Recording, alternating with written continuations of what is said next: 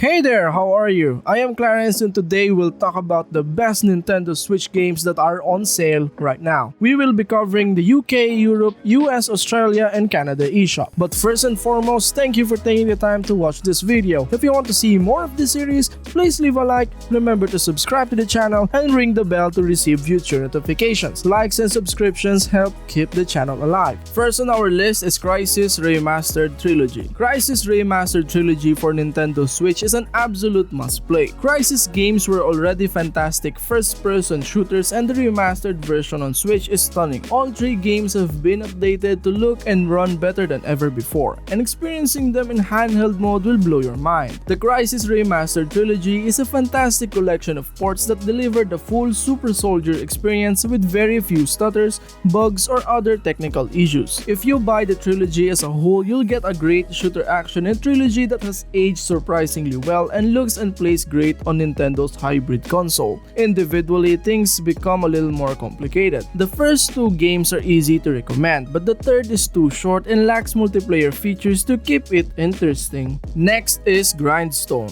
Grindstone is a Nintendo Switch puzzle game. Don't be fooled by the fact that it was designed for mobile devices. This game is a true gem that will captivate players for hours on end, and everything about it is delightfully addictive and well executed. If you think a game that started on a mobile device can be fun on the Nintendo Switch, you should try Grindstone right away. Grindstone is a fantastic puzzle game that has piqued my interest. People usually plan a quick 5-minute session, but it ends up lasting hours. The wait from Apple Arcade to Nintendo Switch was well worth it. This is one of the best puzzle games in the last decade, and it's a perfect fit for the Switch thanks to its combination of strategic puzzle solving, extreme violence, and cute graphics. Next is SUPERBEAT Sonic. SUPERBEAT Sonic on Switch is a great way to play one of the best rhythm games in recent years, but it could have made better use of the Switch's special features. SUPERBEAT Sonic is a rhythm game with a sense of musical euphoria that only a good rhythm game can provide. It's extremely difficult, but it's a lot of fun to play. Even if it takes some time to get used to how to play it, you're in for a treat. You should get this if you enjoy rhythm games. You will not be sorry. This one has a lot of content and interesting ways to play. SUPERBEAT Sonic is a fantastic musical game with enjoyable challenges. People who enjoy modern music and want to play for fun will enjoy this game. Next up is Sid Meier's Civilization 6. I'm already convinced that this will be the Switch game I play the most. You will lose track of time and want to play nothing else once you start playing Civilization. Civilization 6 on the Nintendo Switch is almost perfect, running even better than on some old laptops. The Switch version is simply the original game, which is perfectly fine. There's a lot to explore, providing hours of unique experiences and a great soundtrack to get you in the mood for building countries. Even if you've already spent on the PC version, Civ 6 is a fantastic game. Overall, Civilization 6 is a fantastic Switch title. This portable gem will appeal to fans of this genre. Hoa. I believe it is safe to say that I think Hoa is a fantastic game. This game has everything you could want in a puzzle platformer based on nature. My younger self would squeal with delight. Hoa has it all. Cute animals to play with and a story to learn. So there aren't enough positive things to say about this game. Young players who are still learning simple story ideas and the fundamentals of platforming will fall in love with Hoa. The hand-painted backdrops and orchestral music can transport people like nothing else. The tried and true design of a modern platform game will not surprise experienced gamers, but it will delight newcomers to the genre, except for the final stage. Hoa is a paint-by-numbers platformer. Even if everything stays within the lines, the painting is stunning. Hoa is a thrilling journey with a serene atmosphere. The game's good looks combined with the fact that it has goals make it far too enjoyable to play. Next is MUSYNX. MUSYNX is a straightforward rhythm game. That isn't always a bad thing, because the music, which is the most important aspect of the genre, is fantastic. Despite the promise of a lot of DLC music, MUSYNX falls short of being one of the best examples of the genre because it is too easy and has too few features. The rough spots usually stand out because the game is otherwise a fun way to spend time. Your mileage may vary depending on how much you enjoy the game's music, but anyone who can get lost flaws in the music will enjoy this game. The difficulty can be adjusted greatly, and the way the songs are displayed as note patterns is excellent. MUSYNX is a rhythm game that lacks organization and structure but looks and sound fantastic. Excellent upbeat music focusing on less exported Asian pop, charming, cleverly creative visuals, and rock-solid gameplay in both button and touch modes, all combined to form a lovely personality-filled package. Next is IRONCAST. IRONCAST is one of the most intriguing and challenging match 3 games I've played. The game's pitch is a little difficult to sell because it appears to be attempting to combine a lot of different types of games. IRONCAST, on the other hand, manages to do it all in a unique and addictive manner. All of these different components work together to create a game that can be played repeatedly without becoming boring or repetitive. I strongly recommend IRONCAST if you want a game that will keep you entertained for a long time but can also be played in short bursts. Try it out and you'll be doing yourself a favor. The Switch version of this difficult match 3 game is the best because it requires more strategy and gives you more control over how your characters grow. IRONCAST can be a fun 10-hour or so ramp with a lot of failures but also a lot of last-second wins and complete dominances, depending on how good you are and how lucky you are. The combination of turn-based strategy and a match 3 puzzle is novel and for the most part works well in the structure of roguelike games in which you can die repeatedly. IRONCAST is a great and unique game if you focus on learning how to beat your enemies and improving your gear and skills.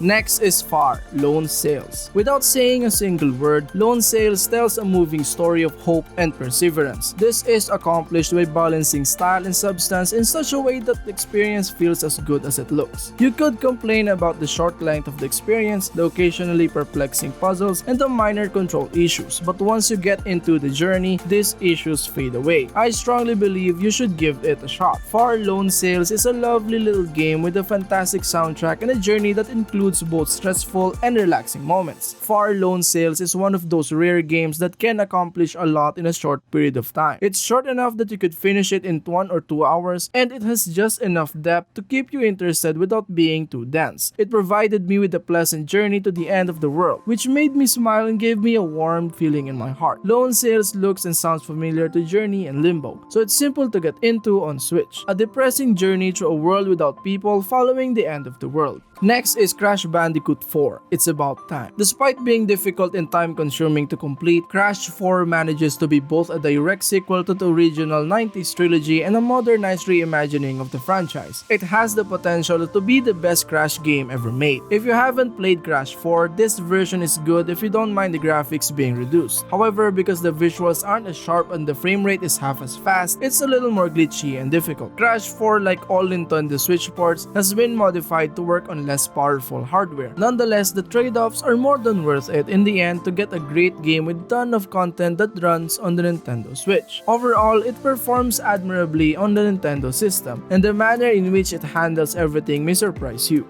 Next up, Crysis Remastered. Crysis Remastered on the Nintendo Switch would have seemed unthinkable just few years ago. However, here we are. Even though the game has been out for almost a decade, it still looks great and bright. One of the best first-person shooters on the Nintendo Switch is Crysis Remastered. It has a large world, sharp gameplay mechanics, and works well on both TV and handheld mode. Crysis Remastered on the Nintendo Switch demonstrates how well the hybrid console can handle a top-tier shooter. Crysis Remastered on the Switch mocks our old PCs that couldn't run the original game, but it still has some issues of its own. Crysis on the Switch is another miracle port that didn't pan out as well as others. It's a less extreme example of the difference between whether or not a game should have been ported in the first place. It's not as simple as The Outer Worlds, but it also doesn't have much content, and its flaws in various areas makes it difficult to enjoy. If you can't play Crysis on another platform, this may be the best option. Next is Torchlight 2. At its core, this game asks a lot of you. Some people, such as myself, are exempt from paying the toll. Others will be unable to give up the long hours and difficult decisions that come with the benefit. At the very least, I can confirm that your fond memories of grinding for loot and fighting off hordes remain. Torchlight 2 is just as good as you remember it. This game quickly consumed my hours and days. Torchlight 2 is an excellent choice for anyone looking for a new ARPG or simply more time with an old favorite. story. A great hack and slash RPG that kept me interested for hours. It works well on the Nintendo Switch because it has a vibrant, interesting, and inviting world to explore. However, it lacks local co-op features, which is a real shame for a game of this caliber. Next is BioShock The Collection. BioShock The Collection is yet another excellent Switch port. It combines 3 excellent games and all of their downloadable content into a compelling package. Despite the fact that these games occasionally show their age, this one is easy to recommend because it runs well, has interesting stories, enjoyable to play, and has a lot of content. BioShock The Collection is a fantastic shooter for the Nintendo Switch that can only be played by one player at a time. I'd highly recommend it because it's difficult to go wrong here. This collection is a fantastic take on one of the greatest game series ever made. They're the kind of games that can be played years later and still be as enjoyable as when they first came out, so you can now play them on the go, whether for the first or 10th time. Is it worthwhile to purchase the BioShock collection for Nintendo Switch? I would strongly advise you to go ahead with it. As previously stated, the hybrid console is an excellent way to play any of these games, even if you haven't done so before, and the quality of the port should pique the interest of both new and old players. The games have amazing stories, really unique settings, and memorable characters and locations. And last but not the least, Tales from the Borderlands. Everything you remember about Tales from the Borderlands is true. The characters are believable, and the plot is compelling enough to keep you playing until the end. This port could have benefited from a few updates or even just keeping the choice summaries, but at the end of the day, it's a game I'll keep playing for years to come. Tales from the Borderlands is one of the best story-driven adventures available on any platform, and it's possible that it's Telltale Games' best hour of work. This is 10 hours of top-tier entertainment, complete with a world-class cast, consistently great writing that strikes the perfect balance between comedy and drama, non-stop twisted action, and a slew of entertaining characters. The Borderlands universe has never been better, and this is a game that everyone should play at least once. Tales from the Borderlands is a game that shows how much time has passed since it was released, but the unique blend of a point-and-click adventure and a looter-shooter still has an undeniable charm. Tales from the Borderlands is a graphic adventure that, despite its flaws, is recommended for fans of the genre and of Borderlands, with the hope that a second season will be released sooner rather than later. This is due to the high-quality writing and the ability to combine so many different game worlds in a straightforward manner.